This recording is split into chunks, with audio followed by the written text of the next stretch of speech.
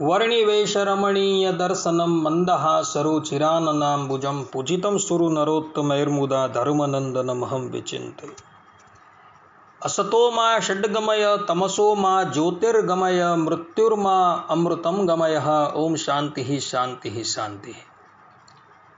भक्तों, कार्तक सुद पूर्णिमा ये दिवस देव दीपोत्सव दिवस तरीके आ भारतवर्षनी अंदर मनाववामां आवे छे। आ दिवसे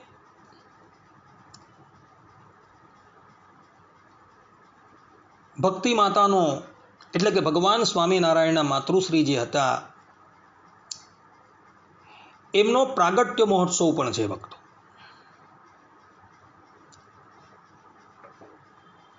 साक्षात आदि सतयुगनी अंदर दक्ष प्रजापतिना गोद थकी प्रगट थया हता अने धर्मदेवनी साथे अर्थात के ब्रह्माजीना पुत्र धर्मदेवनी साथे जेना लग्न थया हता एवी 13 कन्या पैकी जे 13મી कन्या जे मूर्ति हती एज मूर्ति देवी जेनु एक नाम भक्ति छे, बीजू नाम बाळा छे, ए पोते विक्रम संवत 1798 कार्तक शुक्ल पूर्णिमा ने दिवसे छपैया नामना गामनी अंदर उत्तर कौशल देशनी अंदर आवेला छपैया नामना गामनी अंदर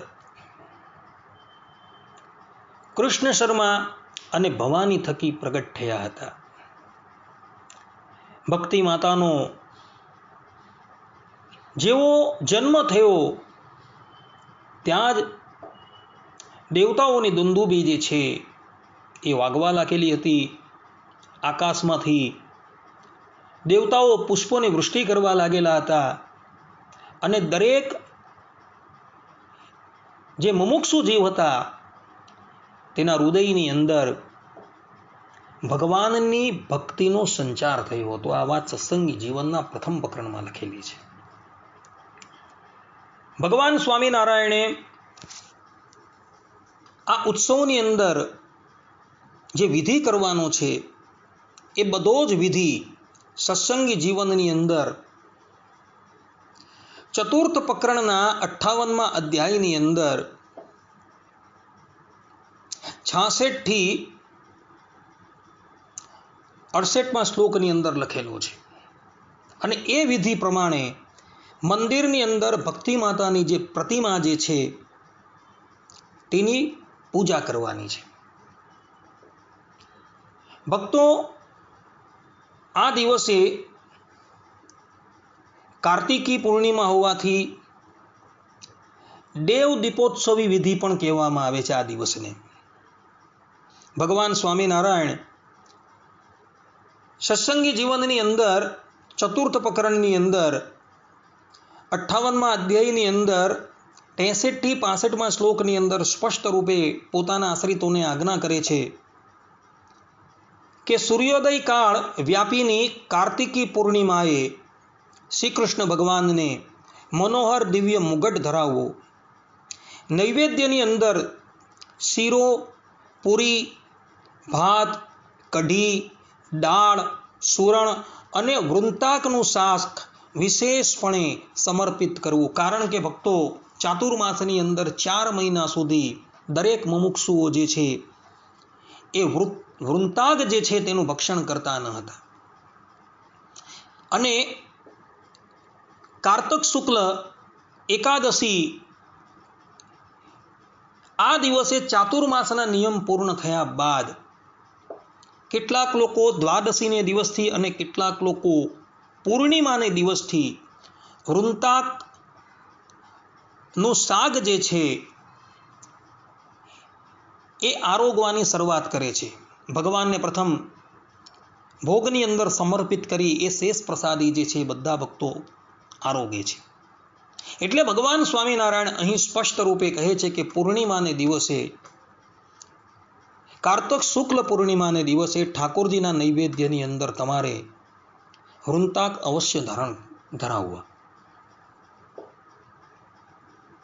ભગવાન સ્વામિનારાયણ સત્સંગી જીવનના ચતુર્થ પ્રકરણના 58મા અધ્યાયના 68મા શ્લોકની અંદર પોતે કહે છે કે વળી આ પૂર્ણિમાસીએ રાત્રિએ બલરામે સહિત કૃષ્ણ ભગવાને ગોપીજનો સાથે કરેલી જે ક્રીડાઓ હતી તેના અવલંબનવાળા જે પદો જે છે એ પણ ઉત્સવની અંદર ગાવા. આ પ્રમાણે ભગવાન સ્વામિનારાયણે પોતાના આશ્રિતોને આજ્ઞા કરેલી છે. આ ઉપરાંત ભગવાન સ્વામિનારાયણ 69 થી 72મા શ્લોકની અંદર પોતાના આશ્રિતોને આજ્ઞા કરે છે કે કારતક શુક્લ પૂર્ણિમાને દિવસથી આરંભીને ભગવાનને નિત્ય પિંજેલું રૂ ભરેલું ડગલી એ પ્રેમપૂર્વક જે છે એ સમર્પિત કરવી અને લક્ષ્મીજીને રૂ ભરેલી ગોદડી જે છે એ ધારણ કરાવી. શા માટે? કારણ કે આ દિવસથી ભક્તો શીતકાલનો શીત ઋતુનો પ્રારંભ થતો હોય છે અને ભગવાન જે છે એ આપણી વચ્ચે મનુષ્ય લોકની અંદર પણ મનુષ્ય જેવા થઈને જ બિરાજમાન છે. જે પ્રમાણે આપણે શીત છે, ઉષ્ણ છે ઇત્યાદિકનો અનુભવ થાય છે તે જ પ્રમાણે ભગવાનને પણ અનુભવ થતો હોય છે. એટલે માટે દરેક સંપ્રદાયની અંદર આ દિવસથી લઈને ફાગણ સુધી પૂર્ણિમા પર્યંત ભગવાનને ગરમ વસ્ત્ર જે છે એ ધારણ કરાવવામાં આવે છે અને ભગવાનના શ્રીઅંગની ઉપર સુવર્ણના ભૂષણો જે છે એ વિશેષ કરીને ધરાવવામાં આવે છે. કારણ કે સુવર્ણ જે છે એ અગ્નિનું પ્રતીક છે અને એમાંથી ઉષ્ણતા જે છે એ પ્રગટ થતી હોય છે. અને ઉનાળાની અંદર એ જ ભગવાનને આપણે મોતીના તથા છીપના આભૂષણો જે છે એ ધરાવતા હોઈએ છીએ, કારણ કે એની અંદરથી શીતળતા પ્રગટ થતી હોય છે. માટે ભક્તો આ દિવસે ભગવાન સ્વામિનારાયણ સ્પષ્ટ રૂપે કહે છે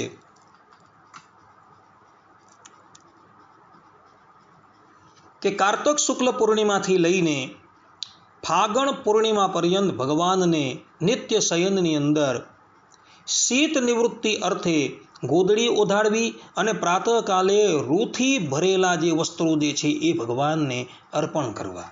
આ પ્રમાણેની આજ્ઞા જે છે એ ભગવાન સ્વામિનારાયણે આપી છે. માટે આ આજ્ઞા પ્રમાણે જ આ દિવસથી ભગવાન શ્રી હરિ પાસે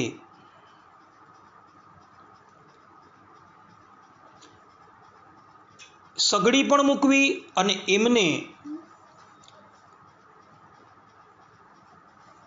ગરમ વસ્ત્રો જે છે એ પણ ધારણ કરાવવા. ભક્તો આ કારતક પૂર્ણિમા જે છે ને એ કાર્તિક પૂર્ણિમાને દિવસે સ્નાન છે, દાન છે, જપ છે, હોમ છે ઇત્યાદિકનું બહુ મહત્વ બતાવેલું છે. માટે ભક્તો આ દિવસે દરેક હરિભક્તો, દરેક સત્સંગીઓ પવિત્ર નદીમાં જઈને સ્નાન કરજો, છૂટા હાથે દાન આપજો, નિત્ય જેટલા જાપ કરતા હો એનાથી વિશેષ પ્રમાણે જપ કરજો, સ્વાધ્યાય કરજો, તો એનું ફલ જે છે એનું ફલ તમને અનંત ગણું પ્રાપ્ત થશે. આવું શાસ્ત્રોનું વચન છે ભક્તો. આ વાત જે છે એ પદ રત્નાકર નામના ગ્રંથની અંદર લખેલી છે. આ ઉપરાંત ભક્તો આ દિવસે જે છે એ દીપદાનની બહુ મહત્તા છે. જે પણ કોઈક વ્યક્તિ પૂર્ણિમાને દિવસે દીપદાન કરે છે એ વ્યક્તિને ક્યારેય પણ યમરાજનું તેડું જે છે એ આવતું જ નથી, એવું શાસ્ત્રોની અંદર વિધાન છે ભક્તો.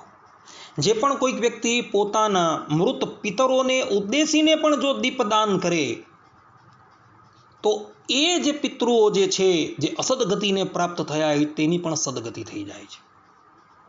દીપદાન મંદિરમાં કરવું અથવા તો નદીની અંદર જઈને એ દીપ જે છે એ પ્રગટ કરીને એને વહેતા મૂકવા.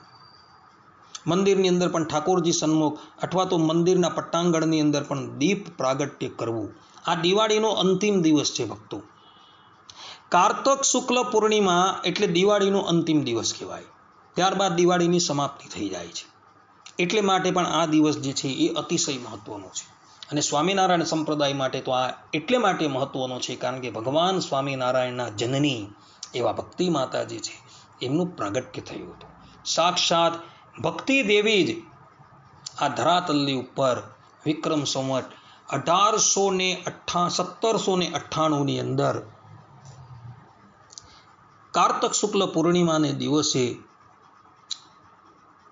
પૂર્વ ઉત્તર ભારતની અંદર આવેલા છપૈયા નામના ગામની અંદર રહેતા પવિત્ર બ્રાહ્મણ એવા કૃષ્ણ શર્મા અને એમના પત્ની જે પતિવ્રતા હતા, જેમનું નામ હતું ભવાની, એના થકી એ પ્રગટ થયા હતા. માટે આપણે માટે તો આ દિવસ જે છે બહુ મહત્વનો છે. ભગવાન સ્વામિનારાયણે સત્સંગી જીવનના ચતુર્થ પ્રકરણના 58મા અધ્યાયની અંદર જે પ્રમાણે આ દિવસે ભક્તિ માતાની પૂજા કરવાનું વિધાન કરેલું છે તથા એમને જે પ્રમાણે વસ્ત્ર અલંકાર અને નૈવેદ્ય અર્પણ કરવાનું વિધાન કરેલું છે એ જ પ્રમાણે સેવા કરવી. વિશેષની અંદર આ દિવસે દાન પુણ્ય જે છે વિશેષ પ્રમાણમાં કરજો, જેથી કરીને એનું તમને અનંત ગણું ફલ પ્રાપ્ત થાય. આટલું કહીને હું મારા પ્રવચનને વિરામ આપું છું. સર્વે સંતો નિરામય, સર્વે સુખીનો ભવંતુ, સર્વે ભદ્રાણી પશ્યંતુ, મા કશ્ચિત દુઃખ ભાગ ભવેત. અસ્તુ. જય સ્વામિનારાયણ.